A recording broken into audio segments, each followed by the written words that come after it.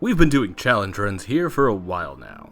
About a year, in fact. Although, in all of that time, checking out unconventional builds, underperforming weapons, and breaking the limits of power, I've avoided some of the bread and butter runs that challenge-prone folks normally gravitate towards. The most obvious being the Soul Level 1 run.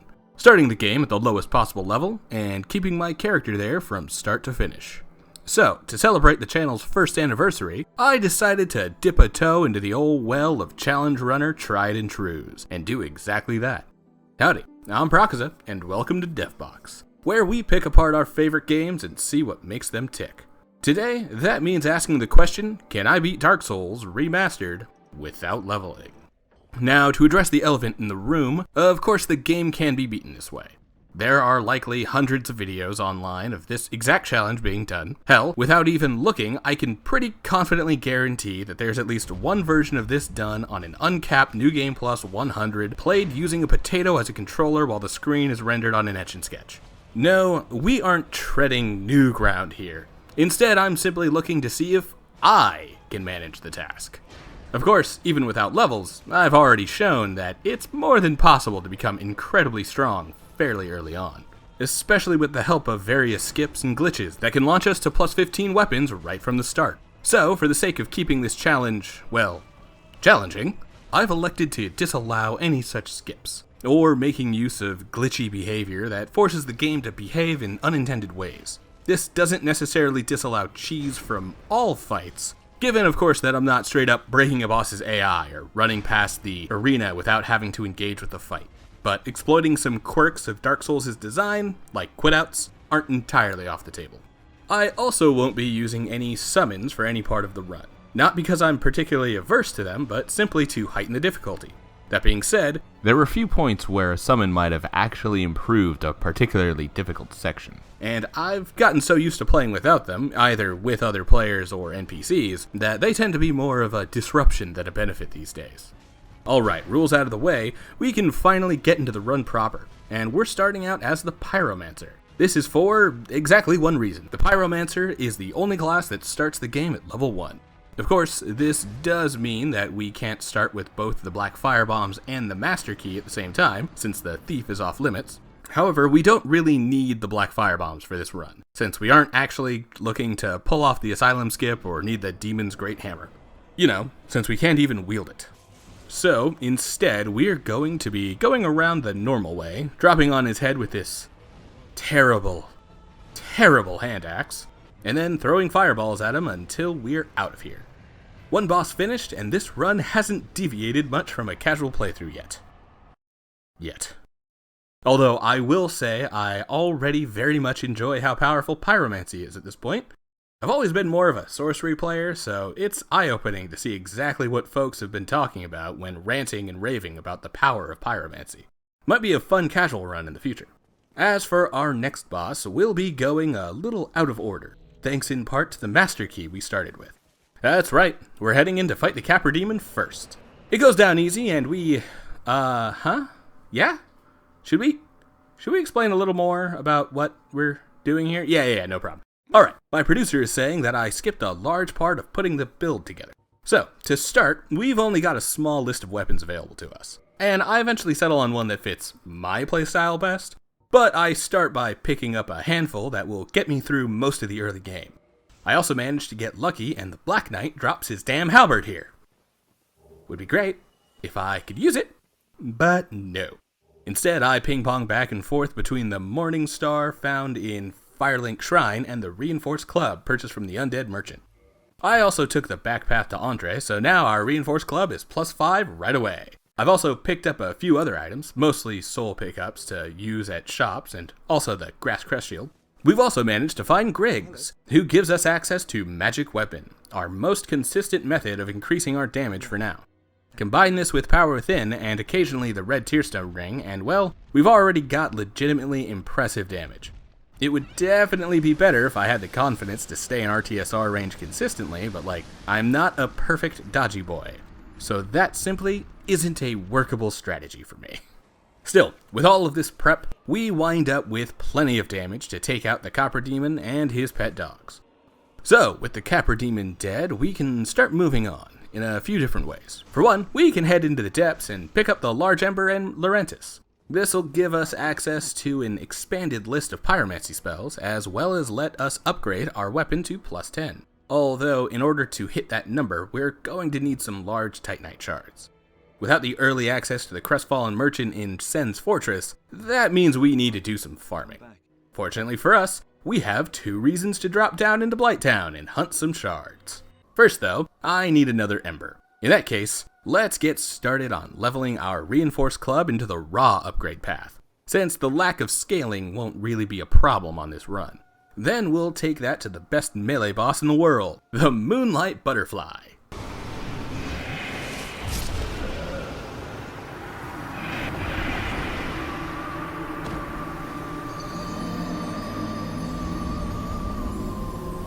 Yeah, not proud of that, I'll be honest, although what I am proud of is realizing that Fireball can barely reach the butterfly while it's out flying around. I need to position myself very specifically to get it to work, but a few fireballs while it's in the air, and we can take the rest of its health down easily with a few RTSR-powered hits from the Reinforced Club.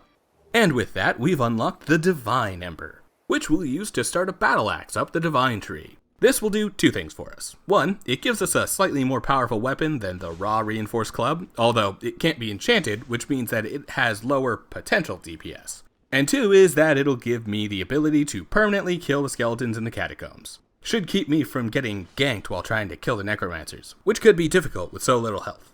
For now, we're heading down to the gargoyles. Yeah, before farming for extra shards, I decided that it'll be a good idea to get this fight over with. Mostly so that I can free Lautrec on my way and get him started on his questline, which I really don't need to do all the way to the end, but old habits, right? Anyway, the gargoyles don't stand a chance against the Reinforced Club, with my first attack knocking the tail off in 1. For the rest of the fight, they don't even manage to double up on me, as I knock the first one out long before backup arrives. Then, that backup is made quick work of as well. Alright, finally Blighttown time. We've got a few things to do here. First is to get invaded by Maneater Mildred, in case I need to summon her for Quelaag. Turns out, I don't. Again, not using summons. A few parries take her out regardless.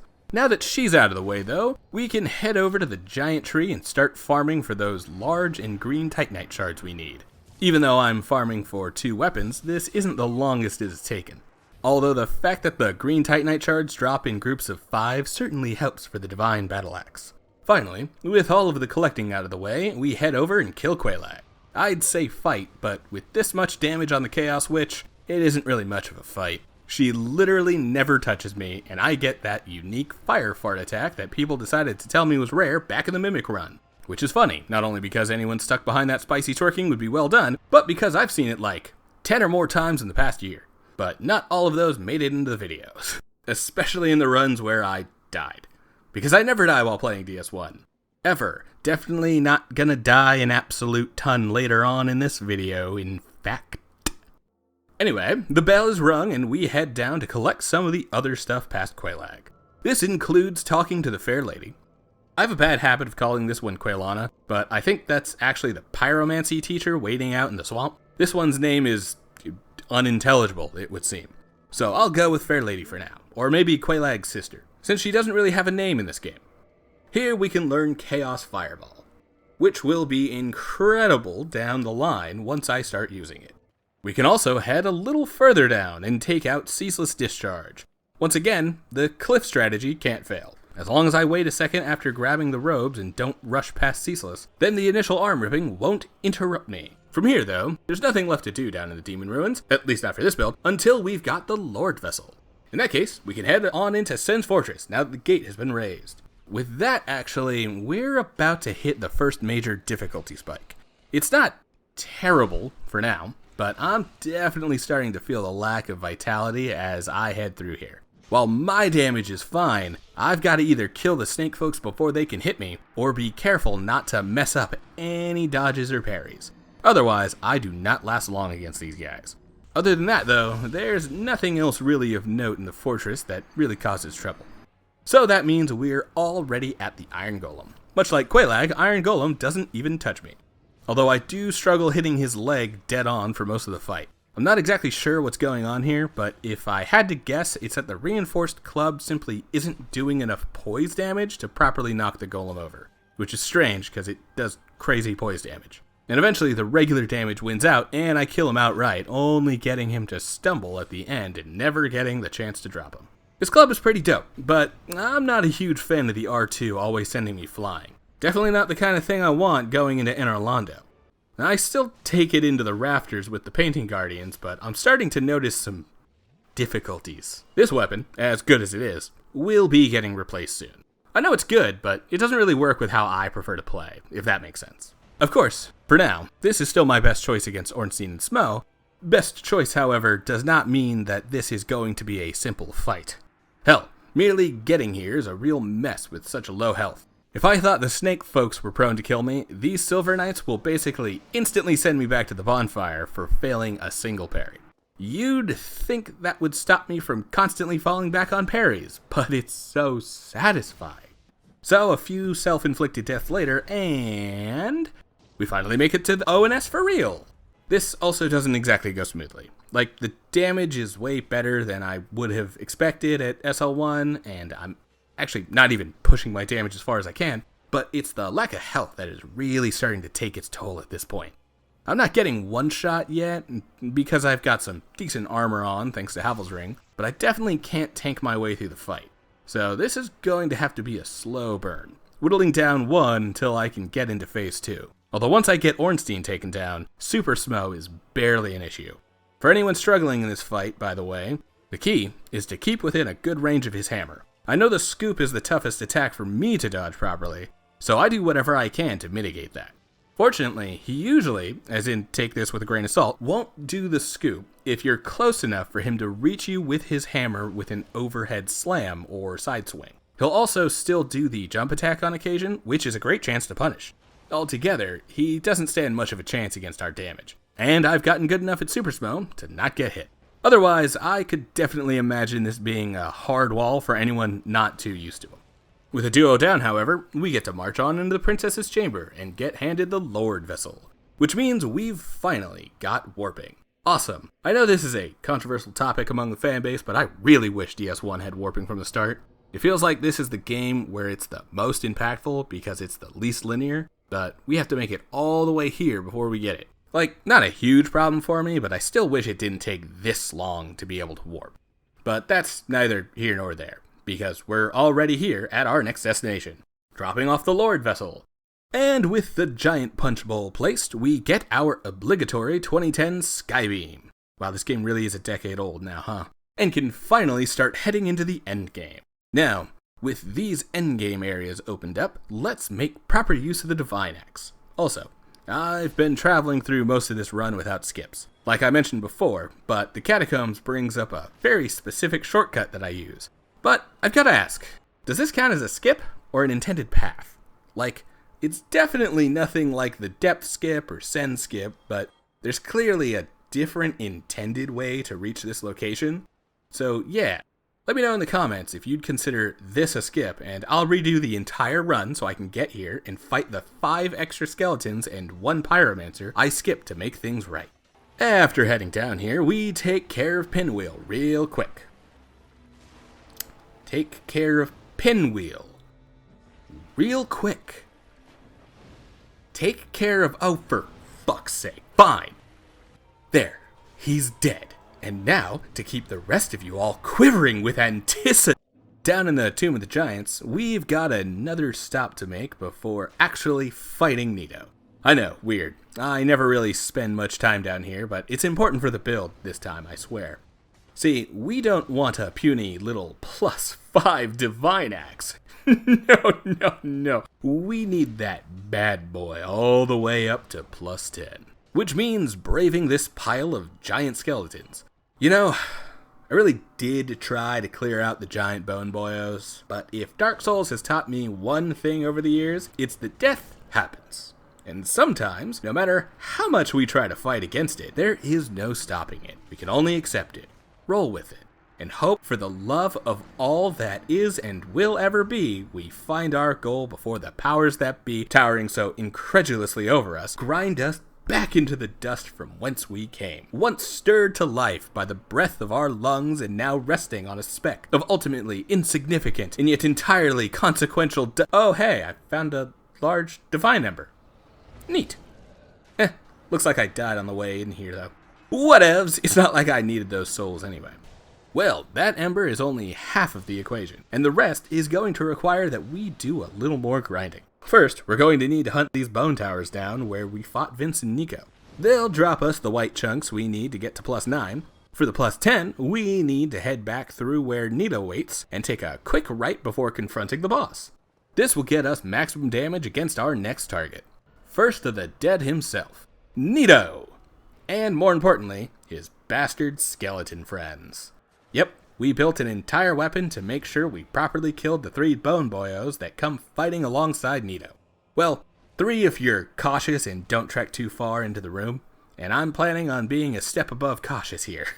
There are other ways to wipe the backup from the playing field here, such as using some combination of invisibility and silence in order to keep the skellies from noticing us, both of which can be accomplished with either sorceries or rings, but my rings are important, and I don't have the intelligence for those spells. So a divine axe will have to do, and it certainly does. That's 1 Lord Soul down, 3 to go. And now is when I go ahead and reveal the truth behind the helmet I've been wearing for the last few, well, hours for me, but minutes for you. I went on a bit of a detour before heading all the way into the Tomb of the Giants, accomplished by farming rats in the depths for humanity, turning those humanity into the Fair Lady, and using the increase in Covenant allegiance to open the shortcut to Lost Izalith. From here, I kill the sunlight maggot that would otherwise take over Solaire's brain and take it as a hat. I also dipped back into the Undead Asylum to take out the Stray Demon and pick up the Titanite Slab, as well as the Peculiar Doll for Priscilla later. Finally, to complete the oncoming setup, I dropped down into New Londo and picked up the very large ember, along with some Titanite chunks in a few chests, and a few lucky ones that dropped from the Dark Wraiths.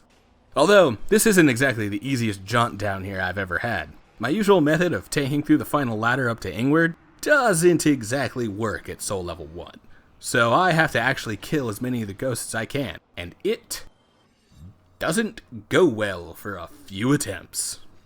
What this all means is that now I get to pull my battle axe out of the divine tree and instead start the process of leveling it up to +15. This is where my final pivot away from the reinforced club sees me focus entirely on the axe for the rest of the run. Because once the Stray Demon and then next the Demon Fire Sage are out of the picture, we're through the majority of the bleedable bosses. Not that later bosses can't be bled, but rather that bleed isn't going to be as critical to maximizing damage against anything other than the Asylum Demon reskins. So, instead, we soldier on and head into the next fight, battle axe in hand. The Centipede Demon is, well, this one is always kind of frustrating to be honest, but it's not really that bad. Like, the arena is whatever. I kind of like the limited walk space the player gets until we cut off one of the limbs and get the orange charred ring. It's these attacks the boss can do at a distance that are kinda whack, because there's really nothing stopping him from spamming the same 2 jumping attacks from the safety of the lava. Don't get me wrong, I do the exact same thing in this situation, but boy does it make the opening of this fight annoying more than anything else. Regardless, the demon goes down in short order once it actually comes within melee range. Onward to Lost Izalith. Not much to talk about for the area, it really is the black sheep locale of DS1. I didn't mind it my first time through, to be honest, but the more times I replay the game, everything down this path after the Centipede Demon feels like filler. Especially since I always run through without really exploring much. And the same goes for the boss, who I decided to legit this time. Why? I couldn't tell you, but part of me was still saying that the firebomb method would somehow be antithetical to the challenge. I still manage it with only 1 death. Pro tip, the left side is more difficult to reach and escape when the floor starts to fall away. So read the Bed of Chaos like a book, from left to right. Which might seem backwards, since this is a Japanese game and they read books right to left. But this is heavily designed after medieval Europe, which is more often left to right. But the world is pretty heavily based on ancient Greek mythology, which was written right to left. Things to ponder. Oh, it's dead, cool. Alright, next target on the chopping block is Sif, who don't make me talk about killing the dog too long, guys. It's okay. She's a good girl, and she's sleeping after some vigorous petting. That is all. Whew. Glad that's over with, and without too much limping, too. Always kills me. So, new Londo again. Now that we've already pilfered most of the useful stuff from this area, it's a quick trip down into the abyss to face off against the 4 kings. How's that go? Poorly? Neat.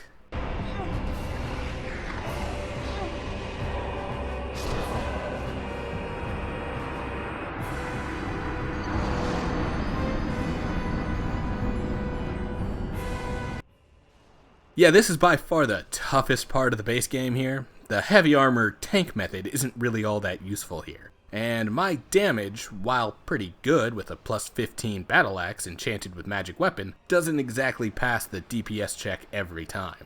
Considering that one of these guys can kill me with basically 2 hits, a second one appearing is almost instant death. I'm going to need to upgrade the build to get through this. Fortunately for me, I've been sitting on a couple damage boosts that could help me out here. The first is to head back to Blighttown and pick up Power Within. I made mention of it before, but considering that health has been a bit of an issue up until now, it hasn't exactly felt like a worthwhile trade-off. Now that I don't have the luxury to take my time whittling down an enemy's health, however, I'm going to need it to make it through this fight. So, between Power Within and Magic Weapon, what's the damage look like now? It's better, but I could certainly still ask for more. Still, this puts me over the edge enough to get the first king down before the second arrives, which is plenty to make this completely doable. Eventually. Right? Fuck! Yeah, this isn't going well. I know I've got the damage, and enough armor can keep me from getting absolutely destroyed, but each fight is now so RNG dependent that even a run that makes it through 3 kings can get totally destroyed because the next one decides to spam the grab or the explosion, or the projectile arc thing, or stabs me through the dying body of the previous king. What the fuck? Although I will say I did manage to capture an impressive moment. See that right there? Yeah, that's a rare find. That's the exact moment this stopped being fun. I need some comfort food.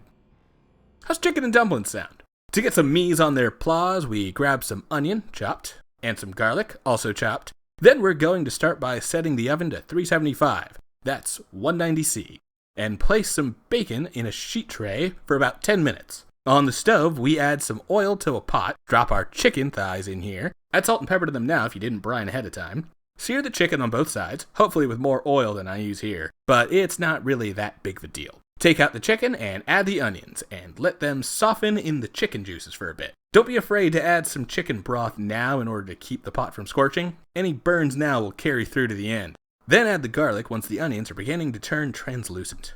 While that blooms, sprinkle flour over some tortilla shells, big flour ones, like for a burrito. Then cut the tortillas up and leave them on the side. Next, we're dropping in some chicken broth, adding condensed cream of chicken soup, and letting it come up to at least a simmer. At this point, the bacon should be ready to flip and replaced into the oven for 20 more minutes. Back on the stovetop, we've let the soup boil, and we start adding the tortilla shells a few at a time, ducking them in with your stirring spoon as you go. Don't add these all at once. They'll stick together and create a seal that will stop the flour between the pieces from properly absorbing into the broth. And raw flour is neither tasty nor good for you. Give this all enough time for the flour to fully cook, which you can usually tell when the boil turns into these thick bubbles you see here. But since we used chicken thighs, you can go another 10 minutes to make completely sure that everything is cooked thoroughly. Finally, when the flour is fully cooked, chop and add the bacon for an Adam Ragusa favorite, some crispy heterogeneity. Although if you forgo the bacon, this is otherwise a one-pot chicken and dumplings. You can also cook the bacon in the same pot before the chicken, but you'll want to remove most of the bacon fat. Otherwise, the final product comes out greasy and doesn't really digest well. Also, if you're making a big enough pot, you definitely want to come back and eat this on the second day. Once everything is mingled and all the flavors have come together, it's much better that way. Alright, belly full of Southern comfort and some tasty chicken, and we can get back to the fight. So, let's take another look at this. Stop beating our head into the wall and see if there's something else we can do to update our build. First, we get a heaping dose of Pation as we stack our stamina recovery to counteract our heavy armor with the Mask of the Child. Second, is there anything else we can do besides Magic Weapon to improve our damage? Because, yeah, this is an early game spell against an end game boss. There has to be a better option. And I've already found it. Gold Pine Resin. It isn't exactly the biggest update to my damage, but it puts me over the edge enough to make killing each king in time before the next arrives less RNG heavy. Now, a small amount of the boss spamming time wasters like the grab and explosion don't condemn me to fight 2 kings at once each time.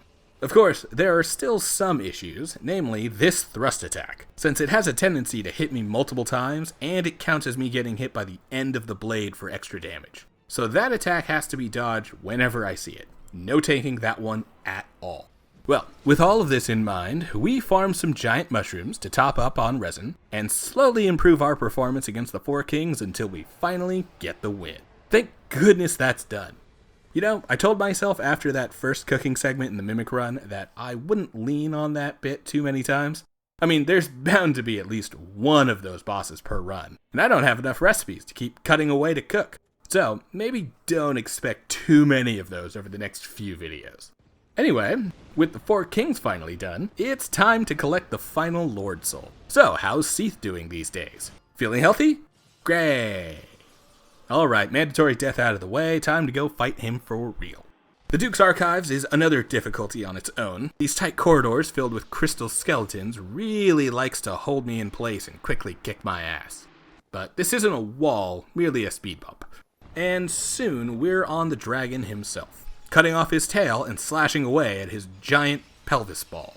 Not even close to being a challenge, but that's Seath in a nutshell, isn't it? All spectacle, very little in the way of combat complexity. So that makes 4, huh? All 4 Lord Souls placed in the bowl, all while still at soul level 1. And from here, it's a quick set of parries before Gwyn eventually goes down. But let's hold off that win for now, because we have plenty of bosses that we haven't fought yet. As for the base game, there's Gwendolyn, who we can fight since we already picked up the Dark Moon Seance Ring back in the catacombs. They aren't exactly difficult. Sidestep the arrows, dodge roll the big magic, and hide behind the pillar for the cluster shot. Rinse, repeat, kill this boss for some reason. I really don't know what the problem is here, to be honest. Like, yeah, Interlando is a weird illusion, and the truth is often better than a kind or gentle lie, but I honestly don't see much of a problem with this one. It's not like anyone with a working brain is still living here. Alright, with that behind us, we can head in to kill Priscilla. This is another case of the path to the boss being harder than the boss herself. Not stuff like King Jeremiah, but more namely these bone wheel skeletons. But the boss herself doesn't put up much of a fight. Especially now that I've started making use of Great Chaos Fireball, which can sometimes catch her as she walks through the lava that the pyromancy leaves behind. So that's done. Finally, for the cleanup in the base game is the Gaping Dragon in the Depths. Yeah, this one also doesn't stand up well to a max level weapon. Next! Oh, there's nothing next. Right. So, DLC? Sure, DLC, the 4 toughest bosses in DS1. What could possibly go wrong? To speed through the steps to access the DLC, we kill the Hydra, baby easy, free Dusk, baby easy, and pick up the Lost Pendant, baby easy. Then have the Handman give us the space-time reach around to pull us into the past, and we're in the DLC proper. So, how about these bosses? Well, Sanctuary Guardian goes down on the first try. Not gonna lie, I think the biggest boon here was really learning the fight back in the Mimic-only run. Like, if I was still rusty and trying to push this build, I would never have made it past here. But once you know the openings, Sanctuary Guardian is more boring than interesting. Lots of waiting for an opening and getting a few good hits in. Alright, Guardian down. Now it's time for a quick trip through Ulasil Sanctuary, which is probably the easiest location I've had at this point. Running through it full sprint, by the way. Not actually engaging with the enemies and looking for items. These dudes would eat me alive if I sat here and fought them. Speaking of eating me alive, it's time for Artorias.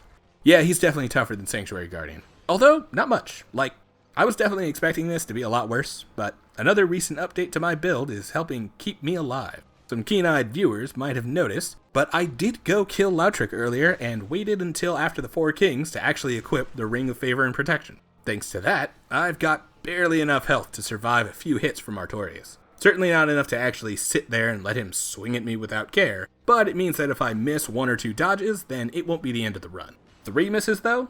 Yeah, that'll kill me. Still, I lock in, catch Artorias' stride, and patiently wait for the clearest opportunities, which sometimes still means getting covered in darkness sludge. And in the end, he goes down like the rest. Now, all that remains is a quick jaunt through Ulasil Township. pick up the key from the Mimic in the underground area, unlock the shortcut to Manus, and now we've got access to the last 2 bosses of the DLC. 2 of the hardest bosses From Software has ever made.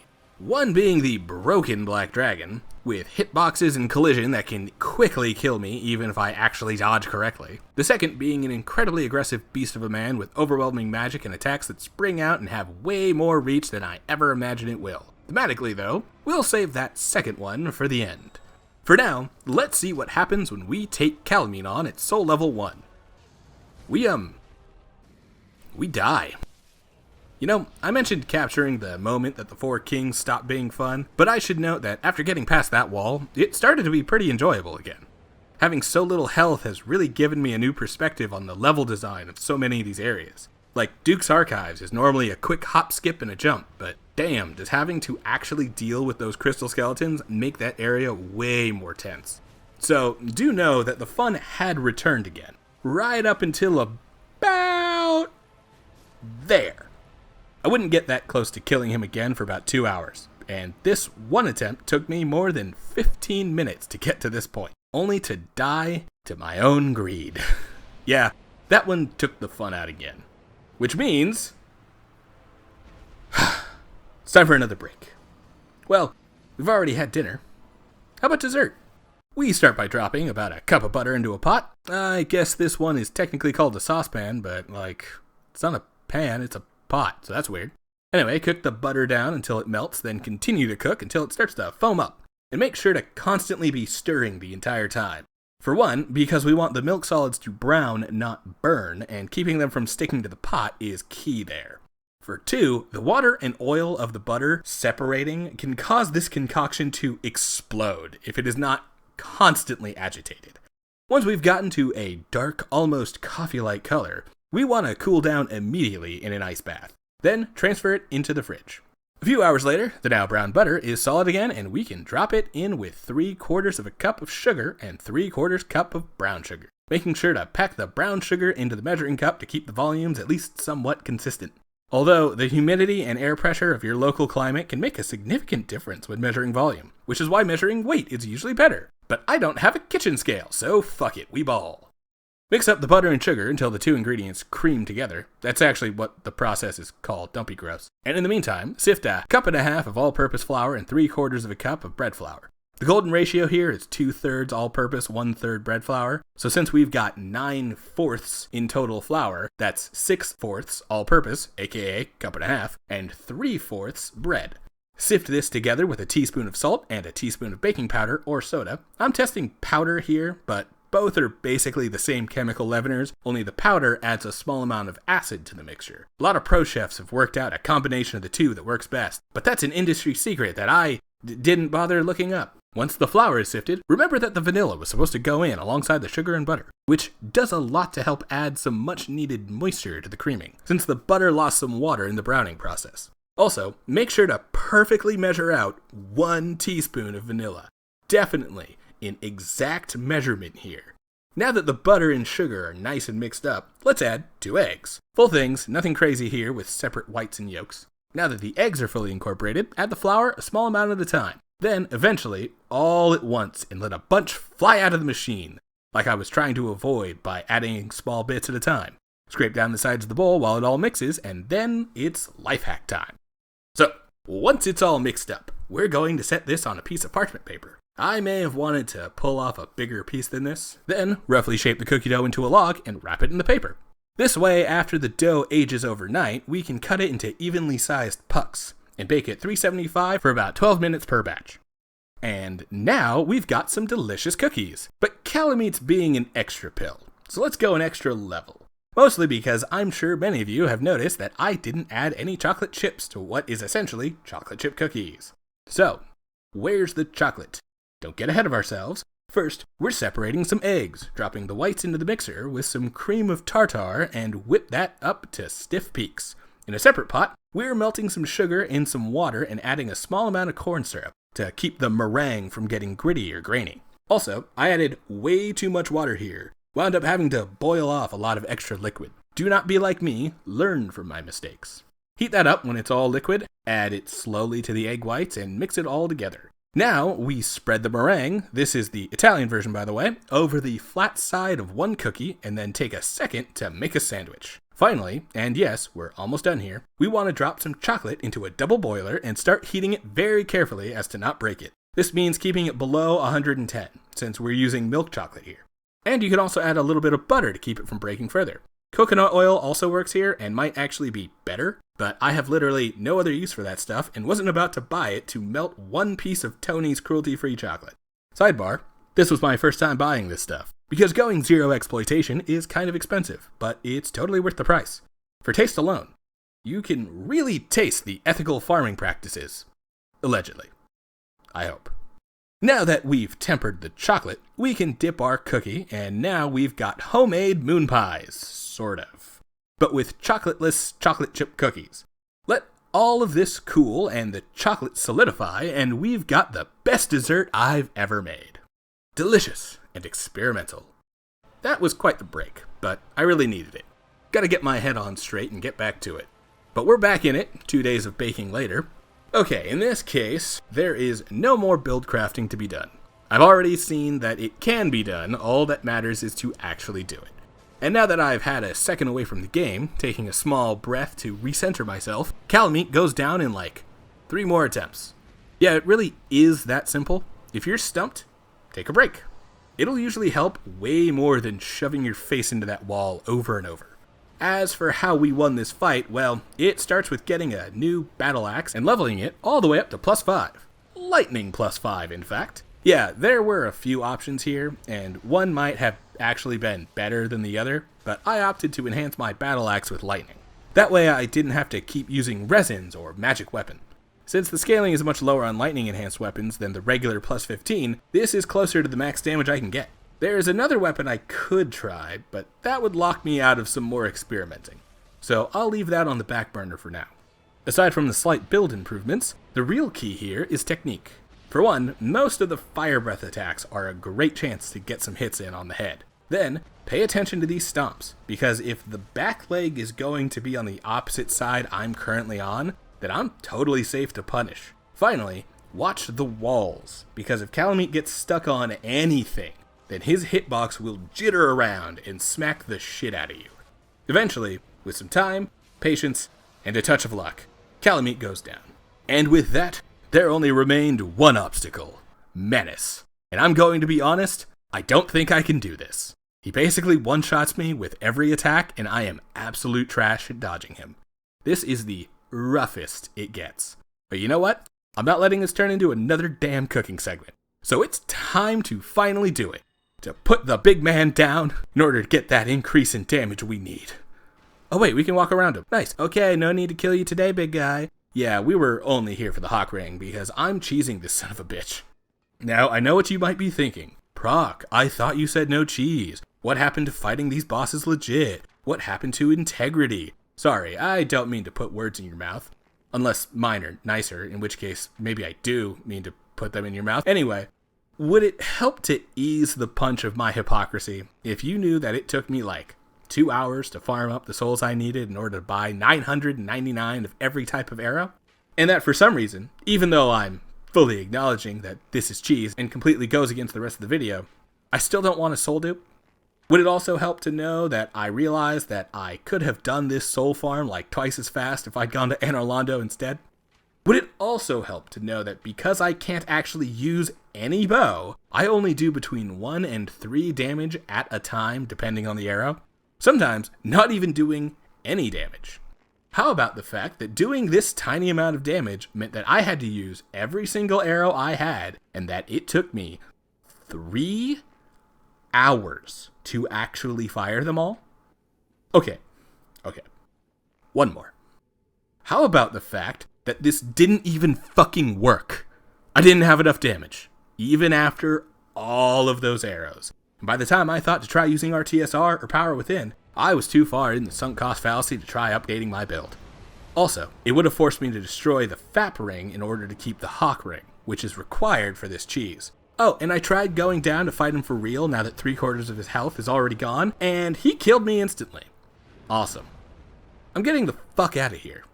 Gonna call this one a fail. Bye, Manus, I'll kill you later with an overpowered cheese build and revel in crushing you with a giant hammer or something. Alright, Quinn time, another quick set of parries, and we're good. So, how did the Soul Level 1 go? Well, I think I've learned that I'm really not good enough at Manus to all bosses pretty much any challenge run in this game. Like, Calamite and Four Kings were one thing, but I never even got close to progress against Manus. Altogether though, Soul Level 1 really does emphasize how much more a weapon's upgrade level matters over the scaling. Like, high scaling can tip the scales a bit, but nothing's more impactful than getting Andre to notch some extra Titanite into a weapon. Finally, for anyone who's gotten a little too comfortable with From Software's level design, give the SL1 run a try. It really does help to recontextualize all of the smaller encounters when most enemies can essentially one-shot you. Taking a little chip damage here and there suddenly becomes a huge problem. Also, for anyone wondering, there was one weapon that I could have gotten to improve the build again. It's the Giant Blacksmith's Hammer. It can be equipped on a level 1 character and it does insane amounts of damage. But I chose not to go for it because I didn't want to kill the big guy in this run. Like, it's really that simple. I didn't want to do it because it would have made me feel bad. Sometimes, it's worth it to get invested in characters, even if that means sacrificing some extra damage. Although, it might be fun to try out what some of the NPCs running around have to offer as far as weapons go. But hey, that's a story for another time. See you soon. Hey, it's that time again. The end of the video, where I invite folks to come check out the Patreon, link in the description, and make good on the rewards for those currently pledged. Patreon members get access to new content and their names written in the credits at the end of videos. And those who pledge $5 or more get their names read out, like Azul. Thanks for your support, and thanks for watching.